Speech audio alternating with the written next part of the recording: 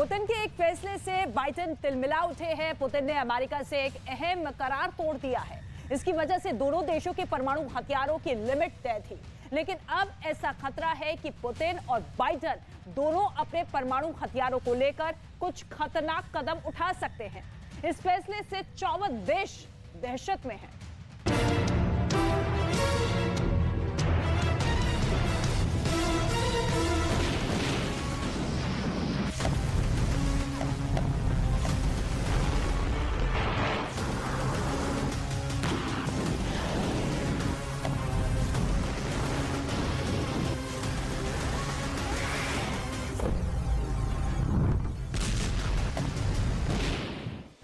क्या रूस और यूक्रेन की जंग परमाणु हमले का गवाह बनेगी?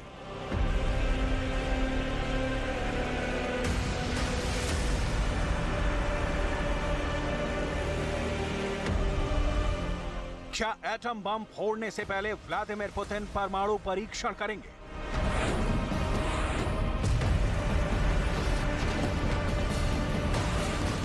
क्या रूस के जवाब में जो बाइडेन भी परमाणु टेस्ट का ऑर्डर देंगे?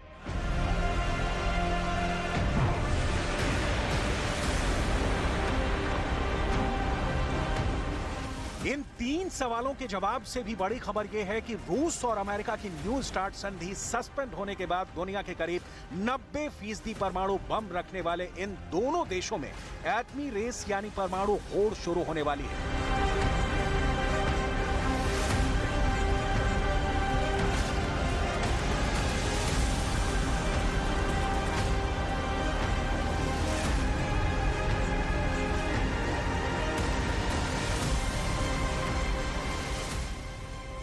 एक रिपोर्ट के मुताबिक न्यू स्टार्ट संधि की गैर मौजूदगी में रूस और अमेरिका अपने अपने परमाणु हथियारों को दोगुना कर सकते हैं। परमाणु बमों की लिमिट तय करने वाले करार को स्थगित कर व्लादिमीर पुतिन ने अपने इरादे पहले ही जता दिए हैं।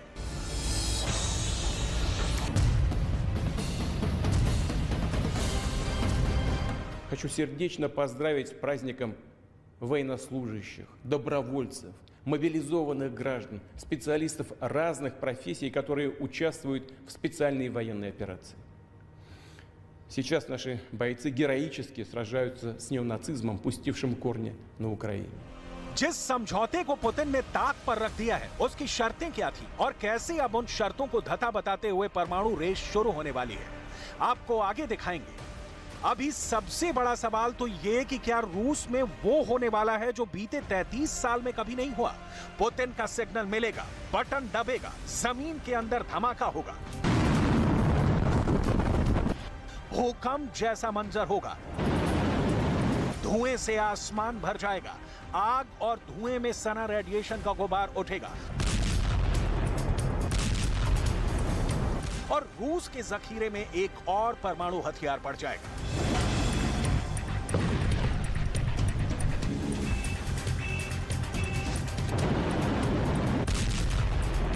ये डरावना वीडियो रूस के परमाणु परीक्षण का है। खबर है कि कुछ इसी तरह से परमाणु हथियारों की दुनिया में रूस के राष्ट्रपति व्लादिमीर पुतिन नया धमाका कर सकते हैं।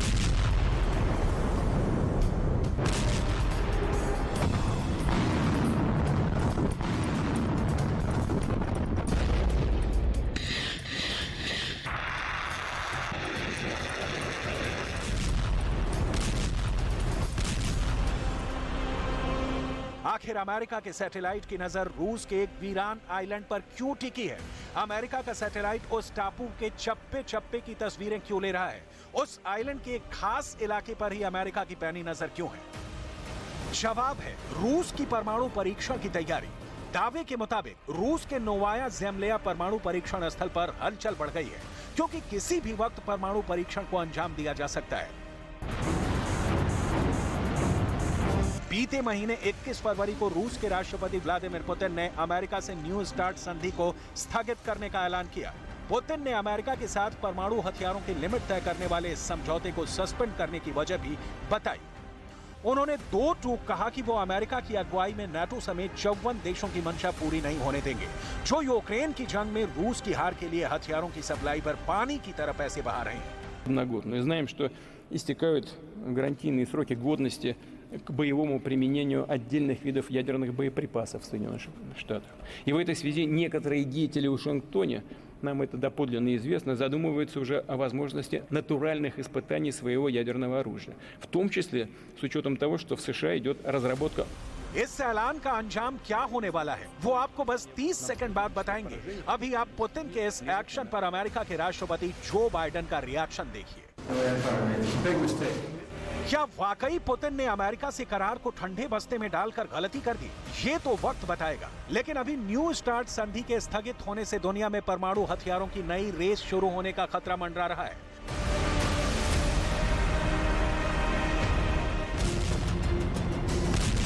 न्यू स्टार्ट संधि के मुताबिक रूस और अमेरिका ने तैनात परमाणु हथियारों की अधिकतम तादाद 1550 और तैयार परमाणु हथियारों की संख्या 700 तय कर दी थी। इसका लिहाज करते हुए रूस के तैनात परमाणु हथियारों की तादाद 1549 और तैयार परमाणु हथियारों की संख्या 540 थी, जबकि अमेरिका की तैनात परमाणु हथियारों की तादाद 1420 और तैयार परमाणु हथियारों की संख्या 659 थी।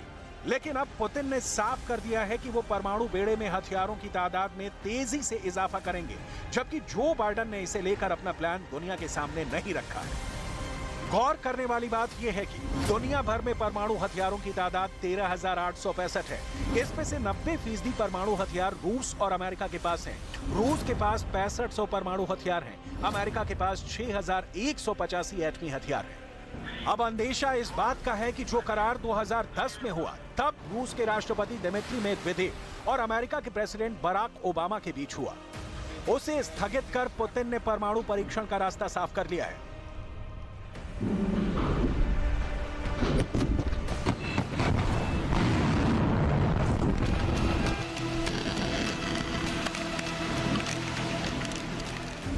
रूस ने अपना पहला परमाणु परीक्षण 29 अगस्त 1949 को किया था। रूस ने आखिरी बार 24 अक्टूबर 1990 को न्यूक्लियर टेस्ट किया था। रूस अब तक 715 परमाणु परीक्षण कर चुका है, जिसमें 496 अंडरग्राउंड थे। दुनिया में अब तक 2059 परमाणु परीक्षण हुए हैं। इनमें सबसे ज्यादा 1030 परमाणु परीक्षण अमेरिका ने किए हैं। परमाणु बम बनाने की शुरुआत सबसे पहले अमेरिका ने सेकेंड वर्ल्ड वॉर के दौरान किया था। अमेरिका ने साल 1942 में परमाणु हथियार बनाने के लिए मैनहट्टन परियोजना की शुरुआत की थी, जिसमें तब $200 करोड़ का खर्च आया था, जो आज की तारीख में करीब 1,65,000 करोड़ भारतीय रुपए के बराबर है। फिर रूस, ब्रिटेन और फ्रांस जैसे देश एटॉमिक होड़ में शामिल हो गए। अगर दुनिया के परमाणु बमों की तादाद को ग्राफ के जरिए समझने की कोशिश करें, तो साल 1945 में 2 एटम बम से बढ़कर साल 1985 में कोल्ड वॉर के आखिरी दौर में पूरी दुनिया में परमाणु हथियारों का जखीरा टॉप पर था। उस वक्त एटम बमों की तादाद 66,449 पहुंच गई थी। Bulletin on the atomic scientist के डेटा से पता चलता है कि 1986 के बाद से एटम बम कम होते गए। फेडरेशन ऑफ अमेरिकन साइंटिस्ट के मुताबिक 1990 की दशक की तुलना में हाल के दिनों में परमाणु हथियारों को नष्ट करने की रफ्तार में कमी तो जरूर आई है, लेकिन एक अनुमान के मुताबिक दुनिया में अभी भी तकरीबन 13,900 परमाणु बम मौजूद हैं। एक सच ये भी है, रूस के पास दुनिया का सबसे शक्तिशाली एटम बम है, ऐसा बम जिसका तोड़ दुनिया के किसी भी देश के पास नहीं है। पुतिन के इस परमाणु बम का नाम है जार बम। ये रूस का हाइड्रोजन बम है। इसे दुनिया का सबसे बड़ा परमाणु बम माना जाता है। जार रूस के राजाओं की उपाधि रही है, इसीलिए इसे जार बम नाम दिया गया है और इस बम को परमाणु बमों के महाराजा की तरह पेश किया गया।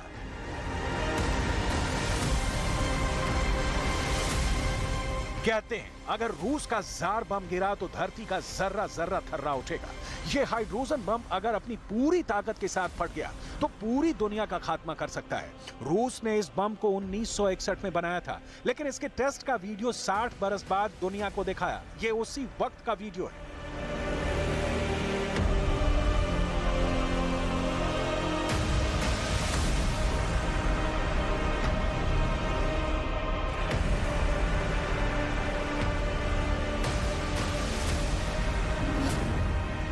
रूस का जार बम अमेरिका के लिटिल बॉय और फैट मैन जैसा ही है, लेकिन उनसे बहुत बड़ा है और पल भर में बड़े से बड़े शहर को खाक कर सकता है। जापान के हिरोशिमा शहर पर गिराए गए परमाणु बम लिटिल बॉय 14 किलो टन ताकत वाला था, जबकि नागासाकी पर गिराए गए फैट मैन, जिसने लाखों लोगों की जान पल भर में ले ली, उसकी ताकत 18 किलो टन थी। अमेरिका के सबसे शक्तिशाली परमाणु बम B-83 की ताकत 1.2 मेगाटन की है, जबकि रूस के जार बम की ताकत 50 से 58 मेगाटन की है, यानी अमेरिका के सबसे बड़े परमाणु बम से करीब 48 गुना अधिक शक्तिशाली। यही वजह है कि रूस ने जार बम का परीक्षण आर्कटिक सागर में नोवाया ज़ेम्ल्या के ऊपर बर्फ में किया था, ताकि किसी भी तरह की आबादी से धमाके वाली जगह सैकड़ों हजारों किलोमीटर दूर हो। अब एक बार फिर इसी इलाके में रूस के परमाणु परीक्षण की तैयारी की खबर है। हालांकि पुतिन ने यह भी कहा कि वो परमाणु परीक्षण अमेरिका के बाद ही करें। Подноготную. И знаем, что истекают гарантийные сроки годности к боевому применению отдельных видов ядерных боеприпасов в Соединенных Штатах.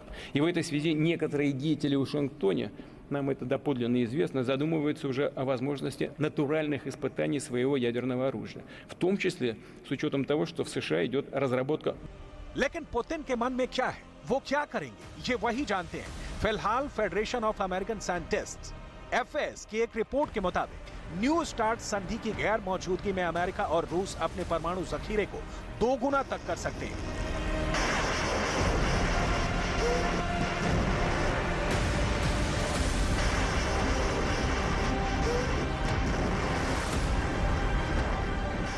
इतना ही नहीं, दोनों देशों की ताकत और तैयार परमाणु हथियारों की तादाद भी अनलिमिटेड हो सकती है।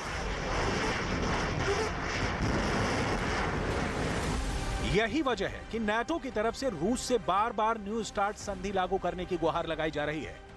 More nuclear weapons and less arms control makes the world more dangerous, and that's the reason why in NATO we have worked so hard to engage Russia on issues related to arms control, and why NATO allies have supported the New Start. And also why I'm calling on Russia today to reconsider its decision to suspend its participation in the New Start agreement. लेकिन Putin है कि उन्हें NATO पर भरोसा नहीं। वो तो यहां तक कह चुके हैं कि यूक्रेन युद्ध की आड़ में नाटो खुद अपनी परमाणु ताकत को बढ़ाने में जुटा है, और यही वजह है कि उन्होंने न्यू स्टार्ट करार को सस्पेंड करने का फैसला लिया। Все ведущие страны НАТО объявили своей главной целью нанести нам стратегическое поражение, с тем, чтобы наш народ страдал, как они говорят. Ну как же мы в этих условиях можем не учитывать их ядерные потенциалы? Тем более, что они поставляют на Украину оружие стоимостью в десятки миллиардов долларов. И ведь это и есть участие в известном смысле. Почему? Потому что это не просто обычное военно-техническое сотрудничество. Они же деньги-то за это не получают. ऐसे हालात में बड़ा सवाल ये है कि अगर अमेरिका और रूस की होड़ में चीन और उत्तर कोरिया जैसे देशों ने भी परमाणु ताकत बढ़ानी शुरू की, तो फिर थर्ड वर्ल्ड वॉर को टालना नामुमकिन होगा।